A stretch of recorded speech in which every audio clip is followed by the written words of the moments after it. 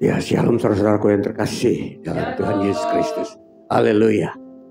Kita bertemu dan berjumpa lagi dalam ibadah kita hari ini dalam minggu terakhir 27 Juli 2025. Sungguh kita berbahagia saudara-saudara karena kita semakin diteguhkan, diyakinkan oleh Tuhan bahwa kita boleh tiba di hari ini lagi saudara-saudara di dalam ibadah kita. Dan inilah yang menjadi ukuran-ukuran bagi kita saudara-saudara bahwa manakala kita masih dapat melakukan ibadah, itu adalah sebuah ketentuan Allah, Tuhan kita Yesus Kristus dalam hal keselamatannya. Saudara-saudara, maka hari ini saudara-saudara, hari ini kita akan terus lagi maju di dalam pembacaan firman Tuhan yang kita akan baca di hari ini, yang terambil dari kitab 1 Tesalonika pasal 4 ayat 13 hingga 18. Bunyinya demikian. Kedatangan Tuhan.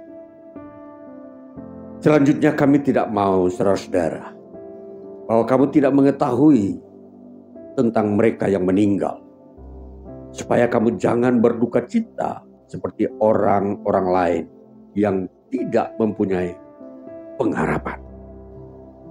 Karena jikalau kita percaya bahwa Yesus telah mati dan telah bangkit, maka kita percaya juga bahwa mereka yang telah meninggal dalam Yesus akan dikumpulkan Allah bersama-sama dengan Dia. Ini kami katakan kepadamu dengan firman Tuhan. Kita yang hidup, yang masih tinggal sampai kedatangan Tuhan, sekali-kali tidak akan mendahului mereka yang telah meninggal. Sebab pada waktu tanda diberi, yaitu pada waktu penghulu malaikat berseru dan sangkakala Allah berbunyi, maka Tuhan sendiri akan turun dari surga, dan mereka yang mati dalam Kristus akan lebih dahulu bangkit. Sesudah itu, kita yang hidup, yang masih tinggal, akan diangkat bersama-sama dengan mereka dalam awan menyongsong Tuhan di angkasa. Demikianlah kita akan selama-lamanya bersama-sama dengan Tuhan. Karena itu, hiburkanlah seorang kan yang lain dalam perkataan-perkataan ini. Sampai demikian jauh bacaan bagian firman Tuhan kita di hari ini saudara-saudara. Jadi di hari ini kita akan melihat lagi satu perkara yang sangat penting dan berguna bagi kita. Ialah pengetahuan iman. Saudara, tema kita hari ini adalah pengetahuan iman. Tentunya kalau kita melihat tema ini, maka seringkali kita diarahkan kepada sebuah pengetahuan-pengetahuan rohani atau pengetahuan-pengetahuan Alkitab. Tetapi sesungguhnya di dalam pengetahuan iman yang kali ini, dia sesungguhnya melampaui semua itu saudara-saudara. Jadi kalau kita mau memperhatikan apa yang kita baca dalam teks ini, di dalam 1 Tesalonika 4, kita mulai ayat 13 tadi, dikatakan begini. Selanjutnya, kami tidak mau, saudara-saudara, bahwa kamu tidak mengetahui tentang mereka yang meninggal. Saudara, kali ini pengetahuan kita adalah pengetahuan mengenai orang yang meninggal, orang yang mati. Di sini sebenarnya penegasannya adalah orang yang mati di dalam Yesus Kristus. Saudara berbicara tentang eskatologi, maka kematian adalah salah satu unsur di dalam pengetahuan tentang eskatologi atau akhir zaman. Tentunya akhir zaman yang satu ini mengenai orang mati ini dibukakan. Ya. Ini diberi makna. Ini diberi sebuah penerangan tentang peristiwa ini. Maka disinilah munculnya wahyu, munculnya apokaliptik, munculnya pembukaan rahasia tentang orang mati itu diberitakan, dibukakan maknanya. Jadi ini saudara-saudara, ini adalah sebuah pengetahuan. Namun kali ini saudara-saudara, pengetahuan yang dimaksud di sini pengetahuan iman bukanlah pengetahuan umum yang dipunyai manusia di dunia ini. Tentunya kita ada batasan-batasan pengetahuan saudara-saudara. Karena memang pengetahuan adalah sesuatu yang berorientasi di sekitar alam memori kita, alam pemahaman pikiran kita. Jadi artinya semua itu bisa dinalar, dianalisa, dan dimengerti. Dan itulah pengetahuan yang sebenarnya hanya ada di bumi. Jadi tentunya pengetahuan umum atau pengetahuan alamiah adalah pengetahuan yang bisa kita sentuh, lihat, dan raba. Tetapi pengetahuan iman tidak bisa kita lihat, sentuh, dan raba. Tapi kita hanya bisa mau mengerti pengetahuan itu. Ini saudara-saudara. Jadi tentunya sebagai manusia modern yang terkenal dengan ilmu pengetahuan, generasi manusia modern ini sudah dilatih mentalnya bagaimana mengerti sebuah pengetahuan yang tentunya setiap orang yang telah masuk dalam dunia pendidikan dilatih nalarnya untuk berpikir. Maka berbicara tentang pengetahuan dari sederhana sampai yang rumit, itu setiap manusia modern pasti dituntun ke sana. Jadi akhirnya suatu waktu pengetahuan itu sudah tidak asing lagi bagi manusia modern. Jadi tentunya kalau pada era saya hidup, waktu saya masih sekolah, artinya masih SMP atau SMA, dunia antariksa itu adalah dunia rahasia. Dunia yang kita tidak bisa memahami apa isinya. Dunia di luar angkasa sana. Seperti di planet-planet baik Mars atau bumi atau di luar bumi yang ada di sana. Tetapi setelah kemajuan teknologi ilmu pengetahuan, manusia bisa mengerti apa yang ada di planet Mars. Kembali saudara-saudara, pengetahuan iman ini tentunya tidak bisa diteropong oleh alat-alat teknologi seperti orang mati. Nah, ini bisa hanya dimengerti dalam lingkaran iman. Dan disinilah mari kita akan melihat bagaimana kualitas iman itu sendiri sesungguhnya membawa kita kepada sebuah kehidupan yang lebih tinggi daripada ilmu pengetahuan yang kita punya di bumi. Maka inilah pengetahuan iman yang memiliki wibawa untuk membuat manusia berdiri sesuai dengan kebenaran Tuhan di dunia ini. Maka kembali saudara-saudara, di ayat ini dikatakan, kamu tidak mengetahui. Jadi dengan kata lain bahwa sebelum Rasul Paulus mengajarkan tentang kematian orang mati, kematian manusia maksudnya, peristiwa makna di dalamnya, maka banyak orang tidak mengetahui. Zaman itu belum mengetahui. Bahkan kalau Rasul Paulus tidak menuliskan itu, kita sampai hari ini bisa saja tidak mengetahui makna orang mati. Nah, itulah sebabnya kita dianjurkan masuk dalam dunia iman untuk kita mau menyadari dan mengerti tentang kematian. Nah, inilah disebut pengetahuan iman. Di seluruh lingkungan lembaga-lembaga manusia, bahkan lembaga-lembaga yang manusia dirikan dalam bentuk spiritual, mereka tidak bisa menjelaskan makna tentang kematian. Tetapi ketika Yesus Kristus datang ke dunia ini dan melewati sebuah proses yang disebut kematian, maka di situ wahyu Tuhan dibukakan mengenai kematian. Jadi ini saudara-saudara, kita belajar hari ini dalam dunia iman Kristen. Hanya di dalam dunia iman Kristen yang bisa membuat kita mengerti dan bisa memahami tentang kematian, saudara-saudara.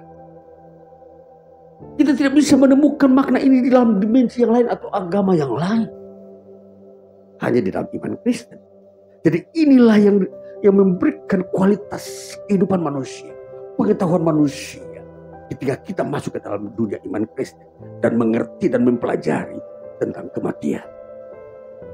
Maka sekali lagi saudara-saudara, semakin modern, semakin banyak jumlah pengajaran-pengajaran yang diajarkan di muka bumi. Tidak semuanya bisa memberikan kenyamanan manusia kalau mereka tidak atau belum mempelajari tentang kematian.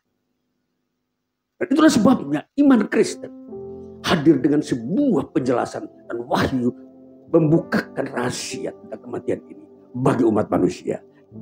Teristimewa bagi mereka yang percaya kepada Yesus Kristus untuk memahami kematian, saudara-saudara.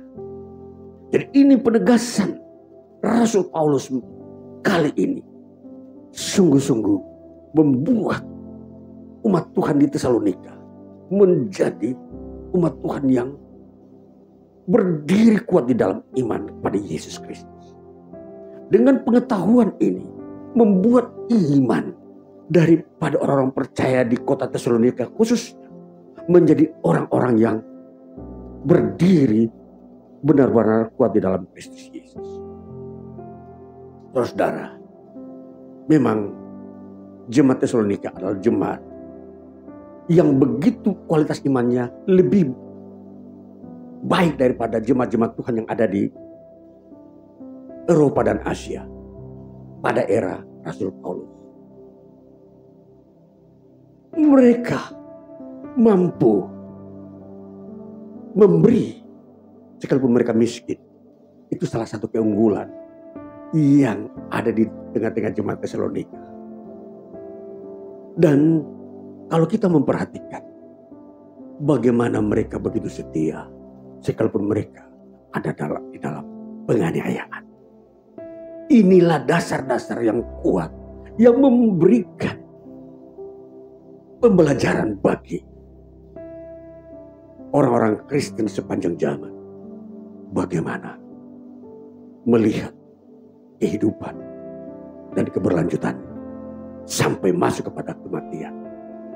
Dan di sini saudara-saudara, pengetahuan ini diberikan kepada orang Tesalonika. Paulus membukakan rahasia tentang kematian sebagai bagian daripada eskatologi untuk dimengerti oleh orang Tesalonika yang imannya sudah mampu masuk dalam dimensi yang tingkat tinggi. Jadi saudara-saudara, iman orang Kristen kalau imannya masih anak-anak, dia tidak akan bisa menerima sebuah pengajaran yang begitu tinggi. Dan ini adalah pelajaran yang tinggi saudara-saudara dalam dimensi iman Kristen. Kalau kitab Ibrani berkata, kita tidak hanya berhenti pada pertobatan. Kita tidak hanya berhenti tentang karunia. Ini saudara-saudara. Karena itu kekristenan anak-anak. Ketika kau masih anak-anak, kamu hanya bergelut dengan pertobatan dan karunia. Tetapi ketika engkau dewasa, engkau akan berhadapan dengan kebangkitan maupun kematian. Kamu harus mengerti pengetahuan iman ini, saudara-saudara. Jadi dalam pengetahuan iman Kristen pun ada sebuah klasifikasi. Jadi kalau kita hanya pengetahuan kita hanya sebatas dosa, dan terus dosa. Ini pengetahuan ini disebut pengetahuan anak-anak. Menurut kitab Ibrani. Tapi kalau pengetahuan kita, iman kita ingin lebih dewasa. Saudara tahu apa yang harus saudara pelajari. Dan apa yang saudara harus mengerti tentang pengetahuan iman Kristen bagi Kristen yang dewasa. Ialah kematian manusia di dalam Yesus. Dan diangkat ke surga hidup-hidup. Dua pelajaran pengetahuan iman Kristen yang bermutu tinggi ada di dalam kitab Tesalonika pasal 4 ini. Yang pertama adalah kematian orang-orang dalam Yesus. Dan yang kedua, orang-orang percaya yang diangkat hidup-hidup ke surga.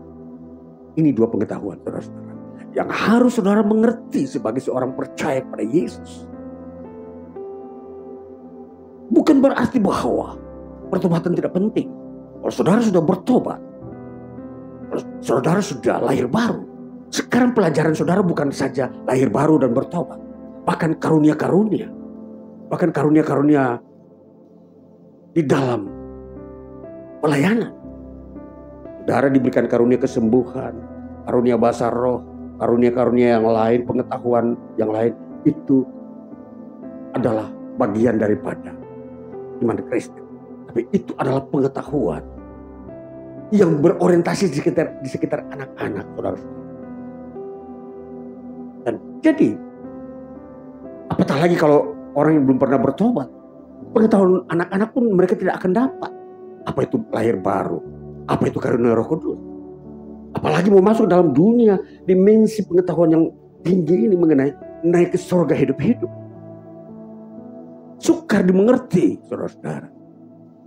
Terus sebabnya iman Kristen janganlah hanya saudara tidur-tidur makan. Oh gampang. Pokoknya hari Minggu ke gereja sudah cukup. Iman Kristen bukanlah hal-hal yang begitu murahan sederhana di dunia ini. Dia begitu mahal.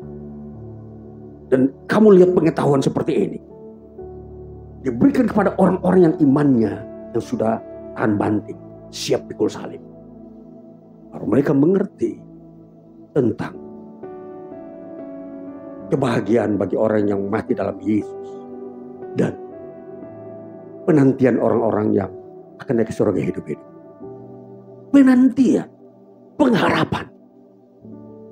Ini saudara-saudara, pengetahuan iman ini yang diajarkan Rasul Paulus hanya kepada jemaat Tesalonika. Saudara, kalau di Korintus, Yesus mengajarkan tentang bagaimana kebangkitan tubuh orang percaya kepada Kristus. Tubuhnya diubahkan menjadi tubuh manusia baru. Tetapi kita melihat ini pengetahuan ini adalah pengetahuan iman Kristen dewasa. Maka sekali lagi, banyak orang Kristen yang masih bermasalah dengan hidup anak-anak. Dia masih jatuh bangun dengan mengasihi, sebentar mengasihi membenci, sebentar lagi kesombongan. Ini apa? Ini orang-orang Kristen yang main-mainan kayak anak-anak gitu. Kayak tidak serius. Sebentar lagi iri hati. Sebentar lagi apa? Cemburu. Sebentar lagi tidak ada damai sejahtera, tersinggung. Itu iman anak-anak. Kalau saudara masih tetap dalam lingkungan itu, saudara tidak akan pernah bertumbuh dan melihat kemuliaan Tuhan dan masuk di dalam naik ke surga hidup-hidup. Makanya generasi gereja yang akan masuk di dalam pengangkatan ke surga hidup-hidup adalah generasi gereja yang hidupnya sama dengan jemaat Tesalonika ini. Sekalipun miskin mereka bisa memberi, sekalipun dianiaya mereka tetap percaya. Ini dia. Ini dua karakteristik jemaat yang akan naik ke surga hidup-hidup. Ya, saya sampaikan firman Tuhan ini supaya saudara mengerti mengenal ciri-ciri pengenalan Alkitab, firman Allah. Bagaimanakah ciri-ciri orang-orang yang benar-benar akan masuk dalam masa pengangkatan ke surga hidup-hidup? Ini pikul salib. Sekalipun dianiaya, kamu tetap percaya kepada Kristus. Jadi tidak takut. Tidak takut apa segala sesuatu ancaman. Tidak takut dengan segala kondisi krisis. Baru krisis ekonomi tidak berkata, oh Tuhan tidak menolong saya. Lalu meninggalkan.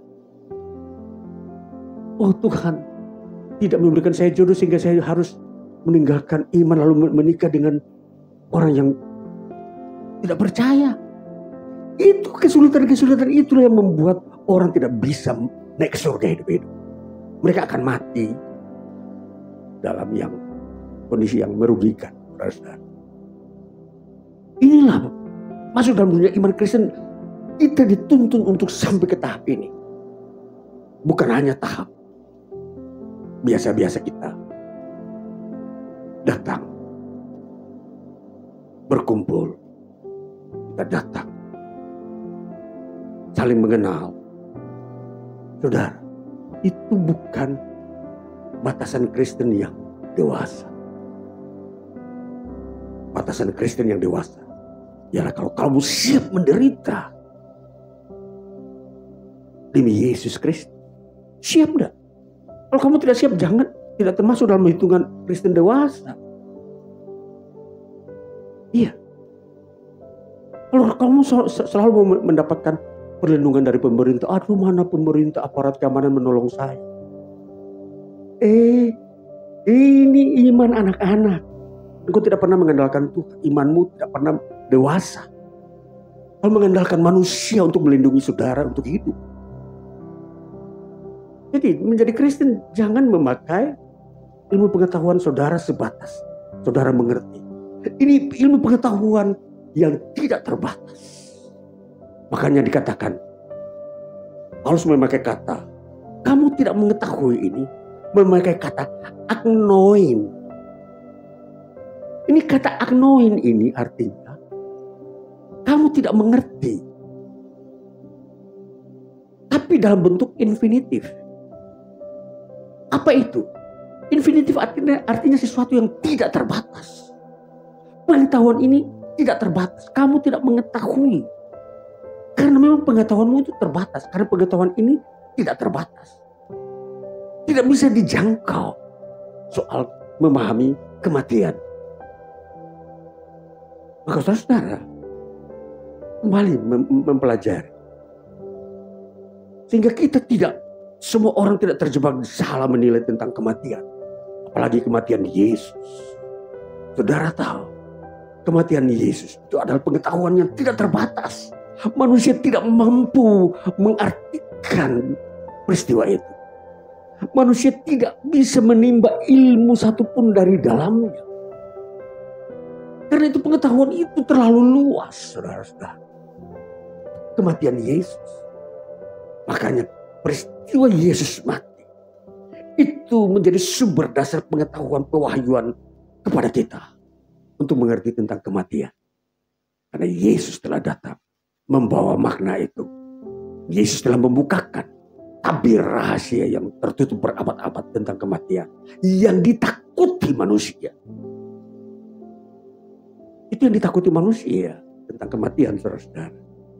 Itulah sebabnya ketika Yesus mati lebih dahulu, kemudian dia bangkit, baru terjadi pemahaman bahwa kematian di dalam Yesus itu menuju kepada kebangkitan dari kematian itu sendiri. Maka setiap orang yang mati tidak akan terus mati di dalam kematian. Mereka yang percaya kepada Yesus akan bangkit hidup lagi. Hidup sebagaimana saudara pernah hidup. Tapi hidup yang saudara jalani setelah kebangkitan adalah hidup yang kudus, tidak berbuat dosa. Itu maknanya, saudara. Jadi lihat makna hidup setelah kematian, bahwa mati pasti ada bangkit. Semua pengajaran di dunia ini, baik filsafat-filsafat Yunani, tidak bisa menjelaskan peristiwa kematian. Dan mereka tidak pernah bersentuhan dengan pengajaran ini. Dan mereka tidak tahu rahasianya. Hanya iman Kristen yang bisa menjelaskan. Makanya banyak para filsuf-filsuf ketika mendengar ajaran Kristen, mereka tunduk dan tidak bisa melawan ajaran Kristen mengenai kematian ini. Saudara, begitu agung, begitu mulia pengajaran ini. Kembali saudara-saudara, bahwa ketika Yesus mati, saudara, ini memberikan sesuatu yang baru bagi manusia. Memberikan manusia sebuah pengetahuan baru. Bahwa kalau kamu mati, engkau akan berhadapan dengan sebuah masa yang baru. Yaitu kebangkitan. Nah, akhirnya saudara-saudara, dari pengetahuan ini baru muncul sebuah semangat baru beribadah kepada Allah. Disitulah rahasianya. Kalau sebelumnya manusia terus menyembah berhala, selama manusia tidak mengerti tentang kematian, manusia terus berdosa. Manusia terus menjauhi Allah. Manusia terus mau menyembah setan. Itu karena tidak mengetahui pengetahuan ilahi ini. Terus sebabnya saudara, kita harus mengetahui makna kematian. Dan kita hanya bisa mengetahui itu dari adopsi, dari peristiwa kematian Yesus. Tidak ada dari tempat lain. Karena semua orang di dunia telah mati dan tidak pernah bangkit. Hanya Yesus mati dan dia bangkit. Itulah pengetahuan yang kita adopsi dari Kristus Yesus. Untuk dimengerti sebagai orang percaya di dunia ini. Maka di dalam Yesus, percaya kepada Yesus, engkau akan dibangkitkan. Untuk apa? Untuk masuk ke dalam kerajaan surga. Ya, di dalam sebuah acara pesta anak domba. Makanya kita perhatikan, dikatakan, kamu tidak mengetahui tentang mereka yang meninggal. Jadi, untuk supaya memberikan penjelasan bahwa mereka yang meninggal, jawabannya di mana? Kita lihat pada ayatnya yang 15. Ayat 14 bagian B dulu. Mereka yang telah meninggal dalam Yesus akan dikumpulkan Allah bersama-sama dengan Dia, yaitu Yesus. Ini penting. Dikumpulkan Allah. Ya. Dikumpulkan itu artinya dibawa bersama-sama. Ya. Dengan Yesus, maka Yesus berkata, di mana aku berada, di situ kamu pun berada. Rumah Bapa telah disediakan supaya setiap orang yang percaya kepadaku, dia memperoleh tempat supaya di mana aku berada, mereka pun berada. Ini yang menjadi pengetahuan iman Kristen. Ilmu tentang orang-orang yang mati karena percaya kepada Yesus Kristus. Itulah sebabnya Ketika kau masih hidup, ketika kau sudah percaya Yesus, maka engkau tetap percaya Yesus sampai mati. Supaya engkau dikumpulkan bersama-sama Yesus. Tetapi ketika engkau percaya Yesus, baru 30 tahun. Ketika kau umur 70, kamu sudah tidak percaya kepada Yesus. Kamu tidak dikumpulkan. Pengaruh apa? Karena engkau tidak setia ketika ada penganiayaan. Engkau meninggalkan Yesus. Kasihan. Tidak dikumpulkan bersama-sama dengan Yesus. Ini dia yang menjadi pengetahuan tentang iman Kristen. Kalau saudara tidak mengetahui ini, maka saudara pun akan dengan mudah meninggalkan Yesus dalam kondisi yang berat di dunia ini. Sebab dunia ini penuh dengan banyak beban berat dan tantangan yang membuat manusia bisa berpikir, ya berarti saya harus hari ini meninggalkan iman saya kepada Kristus karena demi perut, demi uang, demi masa depan anak-anak. Karena dunia sedang krisis. Benar. Itulah sebabnya pengetahuan ini harus diberitahukan, diajarkan kepada saudara-saudara. Bahwa iman kepada Yesus itu sampai mati. Bukan setengah perjalanan. Maka ketika engkau sampai mati, engkau percaya Yesus, engkau akan dikumpulkan bersama-sama dengan Yesus. Maka ingat itu saudara-saudara. Saudara-saudara yang sudah meninggalkan Yesus, kembalilah. Sebelum engkau mati, bertobat. Dan pertobatan itu adalah bagian daripada anak-anak. Dan kembali hidup di dalam.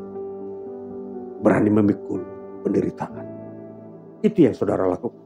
Maka iman Kristen adalah iman yang siap menderita di dunia ini. Baru saudara bisa tembus masuk di dalam pengetahuan mengenai kematian orang-orang percaya pada Yesus. Pertama, yang kedua, kita melihat bahwa pengetahuan ini bila tidak diketahui oleh umat Tuhan, maka dikatakan begini.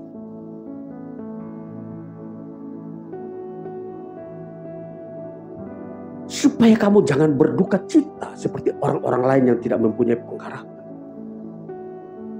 Kalau kamu tidak mengetahui tentang kematian dalam Yesus, kamu akan berduka cita. Apa itu berduka cita? Kita melihat bahwa di situ akan membuat saudara berkata, aduh sedih. Kenapa ini harus terjadi? Kenapa kematian pada percaya Yesus? Karena saya percaya Yesus lalu mati di dalam penganiayaan. Kenapa harus seperti itu? Sedih. Tidak saudara.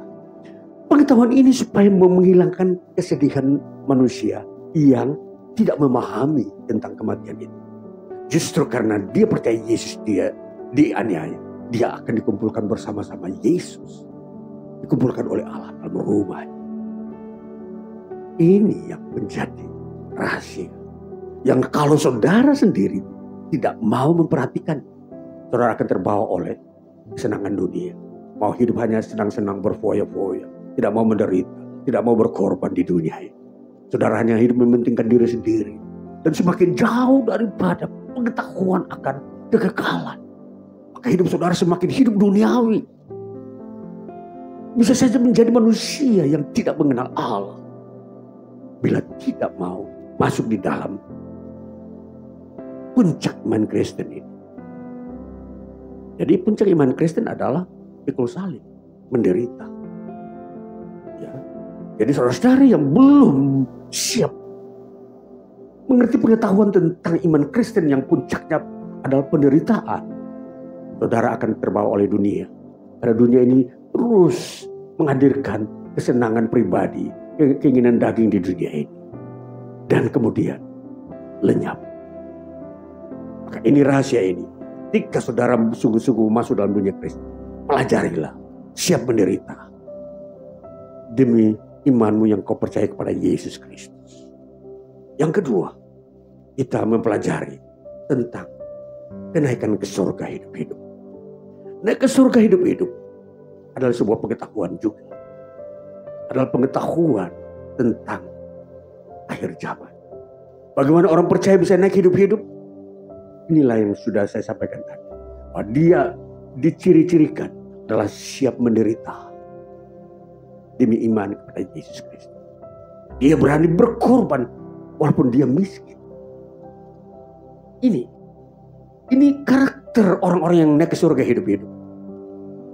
Jadi kalau ada orang masih merebutkan kekayaan di dunia ini, orang Kristen apalagi pendeta, jangan harap masuk dalam golongan orang yang naik ke surga hidup-hidup. Iya. Jadi ini pengetahuan saudara-saudara. Jadi jangan pendeta atau anak-anak Tuhan, umat Tuhan tergila-gila dengan kekayaan uang.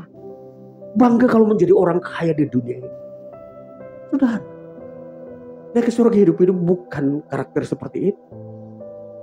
Karakter sekalipun dia miskin, tapi dia bisa memberi. Ini pengetahuan yang ajaib. Bukan ada di dalam pengetahuan manusia biasa di dunia ini. Orang akan bertanya, kenapa? Bisa ya? Dia miskin tapi bisa memberi. Inilah pengetahuan iman, saudara-saudara. Pengetahuan iman. Dan itulah sebab saudara harus sampai ke tingkat itu. Saudara harus dilatih, dididik, masuk dalam dimensi iman ini. Saudara lemah, akan tidak masuk dalam golongan-golongan seperti ini. Perhatikan saudara-saudara, iman Kristen bukan ecek-ecekan murahan kayak yang lain. Yang gampang dengan tipu-tipu. Dan gampang dengan sogok-sogokan. Ya. Tidak, iman Kristen itu mulia. Jadi perhatikan saudara-saudara. Jadi naik ke surga hidup-hidup adalah sebuah peristiwa memang yang Tuhan sediakan.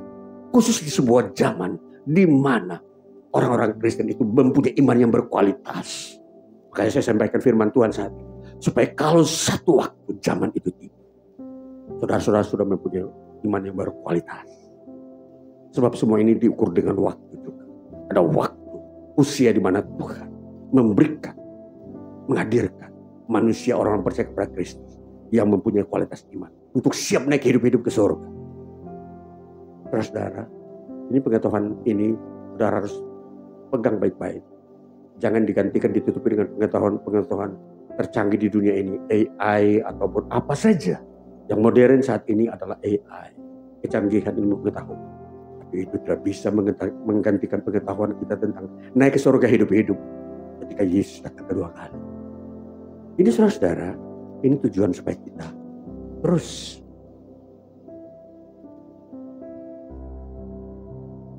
memiliki iman. Memiliki iman. Peristiwa orang percaya naik ke surga hidup-hidup disebut harpazo. Artinya di situ Tuhan merampas, mengambil dengan cepat. Jadi bukan lambat. Dia seperti kilat, merampas dengan cepat. Bersama orang yang mati dalam Yesus, bangkit, naik di awan-awan. Bertemu Yesus ketika Yesus turun dari surga. Itulah peristiwa yang terakhir dari zaman ini. Dan disebut zaman akhir. Artinya zaman yang paling akhir itulah Yesus datang kedua kali di dunia ini. Itulah saudara, kenaikan orang percaya ke surga. Hidup-hidup. Diiringi oleh awan-awan. Dan para malaikat yang bernyanyi meniup sangkakala. Itu saudara-saudara, momentumnya. Jadi kalau ada hari-hari ini saudara, orang Kristen belum siap hidup dalam kebenaran, jangan harap saudara akan melihat peristiwa ini. Sebab kebenaran itu mempunyai risiko akan dibenci oleh orang dunia, akan dianiaya oleh orang dunia. Saudara hidup dalam kebenaran Allah, kebenaran yang kudus, hidup dalam kekudusannya. Itu kebenaran itu membuat orang kudus, saudara-saudara. Kalau saudara tidak hidup dalam kebenaran, jangan harap melihat kekudusan. Karena kebenaran dengan kekudusan itu sesuatu yang berhubungan erat, berkelanjutan. Jadi saudara-saudara yang terkasih, pelajari baik-baik iman Kristen ini untuk saudara yang percaya kepada Kristus. Jangan hanya berhenti kepada diberkati dengan jasmani. Jangan cukup di situ saudara-saudara. Pelajari, tingkatkan iman saudara. Makanya saya membuka pelajaran pemuritan. Supaya siapa yang ingin menambahkan dalam dirinya pengetahuan, silakan. Saya memberikan dengan cuma-cuma. Karena saya menerima dari Tuhan juga cuma-cuma. Jadi ini saudara-saudara, Tuhan memberkati saudara-saudara. Hidup iman saudara sepanjang hidup di dunia ini. Saudara berbahagia. Saudara bisa masuk melihat peristiwa hidup naik surga ataupun dibangkitkan. Melihat kebesaran Tuhan. Jadi Tuhan Yesus memberkati kita. Haleluya. Amin.